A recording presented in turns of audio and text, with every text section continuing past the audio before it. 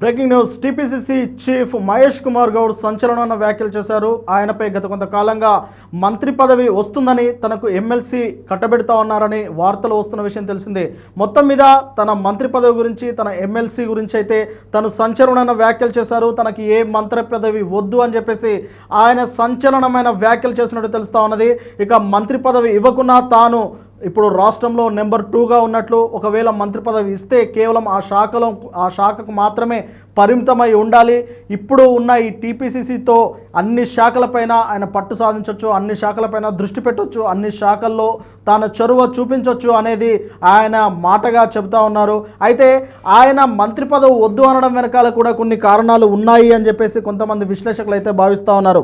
ఎందుకంటే ఇప్పుడిప్పుడే ఎమ్మెల్సీలు ఖాళీగా లేవు. మరి ఆయన ఒకవేళ టీపీసీసీ నుంచి ఆయనకి ఎమ్మెల్సీ కావాలంటే, ఎమ్మెల్సీ పదవి ఇవ్వాలంటే అంటే వచ్చే సంవత్సరం, అంటే ఈ సంవత్సరం నవంబర్ వరకు, 2026 నవంబర్ వరకు వేచి చూడాల్సిందే. అప్పటి వరకు ఎమ్మెల్సీలు ఏది ఖాళీ అయ్యే పరిస్థితి లేదు. మరి అలాంటి పరిస్థితుల్లో ఆయనకు మంత్రి పదవి ఇస్తే ఇప్పుడు ఆ ఎమ్మెల్సీలు ఎక్కడి నుంచి తీసుకొస్తారు? కాబట్టి ఈ కారణంగానే ఆయన ముందస్తుగానే ప్రభుత్వమే చెప్పేదానికన్నా ముందే ఆయనే చెబితే సేఫ్ గేమ్ ఆడినట్లు ఉంటుందనేది ఆయన ఆలోచనగా కొంతమంది అయితే విశ్లేషకులు చెబుతా ఉన్నారు.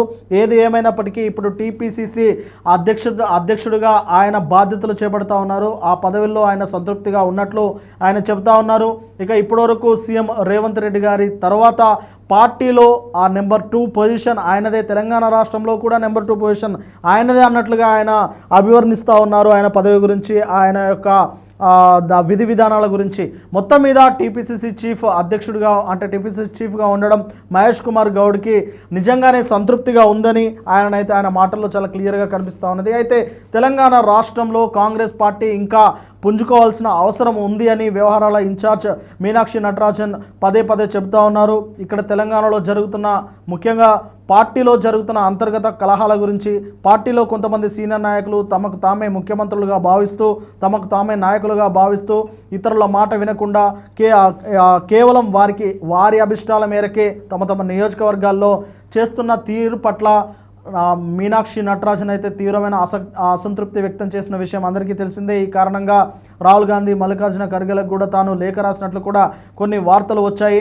ఇలాంటి నేపథ్యంలో మహేష్ కుమార్ గౌడ్ పని పట్ల, అంటే టీపీసీసీ చీఫ్ పని పట్ల ఏనాడు ఏ ఒక్క నెగిటివ్ వార్త కూడా రాలేదు.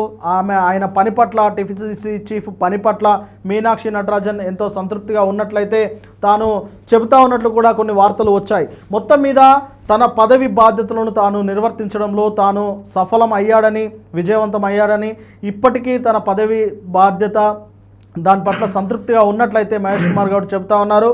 ఇక తనకు మంత్రి పదవి వస్తుంది అని కొంతకాలంగా అయితే వార్తలు వస్తూ ఉన్నాయి. ఖచ్చితంగా మహేష్ కుమార్ గౌడ్ మంత్రివర్గ విస్తరణలో భాగంగా మహేష్ కుమార్ గౌడ్ను మంత్రివర్గంలోకి తీసుకుంటారు, తనకి ఎమ్మెల్సీ కూడా ఇస్తారన్న వార్తలు అయితే వచ్చాయి. ప్రస్తుతం ఎమ్మెల్సీ కవిత తన పదవికి రాజీనామా చేయడము, ఎమ్మెల్సీ పదవికి రాజీనామా చేయడము, శాసన మండలి చైర్మన్ గుత్తా సుఖేందర్ రెడ్డి తన మంత్రి పదవిని, తన రాజీనామాను ఆమోదించడము, ఇవన్నీ చకచకా జరిగిపోయాయి.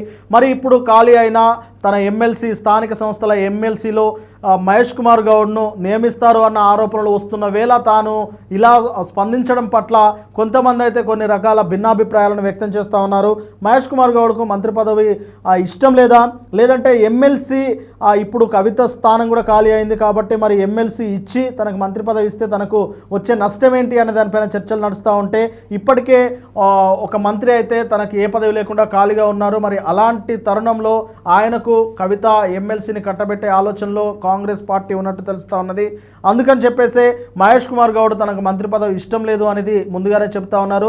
చూడాలి మరి ఈ మంత్రి పదం వ్యవహారం విషయంలో మహేష్ కుమార్ గౌడ్ చేసిన వ్యాఖ్యలు ఆయనకు ప్లస్ అవుతాయా, మైనస్ అవుతాయా, దీన్ని రేవంత్ రెడ్డి గారు ఏ విధంగా తీసుకుంటారు, కాంగ్రెస్ పార్టీ శ్రేణుల్లో ఈయన మాటలు ఏ విధంగా వెళ్తాయి అనేది అయితే రానున్న రోజుల్లో తెలిసే అవకాశం కనిపిస్తూ ఉన్నది.